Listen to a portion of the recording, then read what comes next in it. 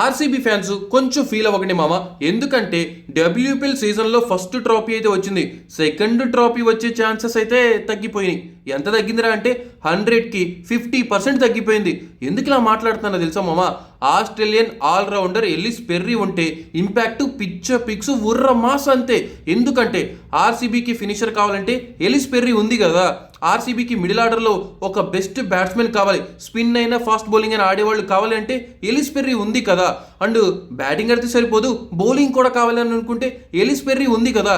కానీ ఏం చేస్తాం, ఈ సీజన్ అయితే పర్సనల్ రీజన్స్ వల్ల ఎలిస్ పెర్రీ అయితే నేను ఆడట్లేదని తప్పుకుంది. తన ప్లేస్లో అయితే సయాలి సద్గారే అనే ఇండియన్ ఆల్రౌండర్ అయితే తీసుకున్నారు మామ. కానీ ఎలిస్ పెర్రీ క్రియేట్ చేసే ఇంపాక్ట్ చాలా గట్టిగా ఉంటుంది. కానీ ఎలిస్ పెర్రీ లేనప్పుడు కొంచెం హీలీని కొంచెం తీసుకుంటే మంచిగా అనిపించేదేమో ఈ రీప్లేస్మెంట్లో. బట్ సయాలి సద్గారేని తీసుకున్నారు, పెద్దగా ఎక్స్పీరియన్స్ లేదు.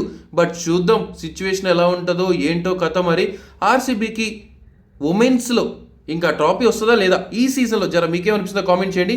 లేకపోతే ఎవరికి ట్రాఫీ వస్తుంది ఈ సీజన్లో మీ పాయింట్ ఆఫ్ వ్యూ కామెంట్ చేయండి.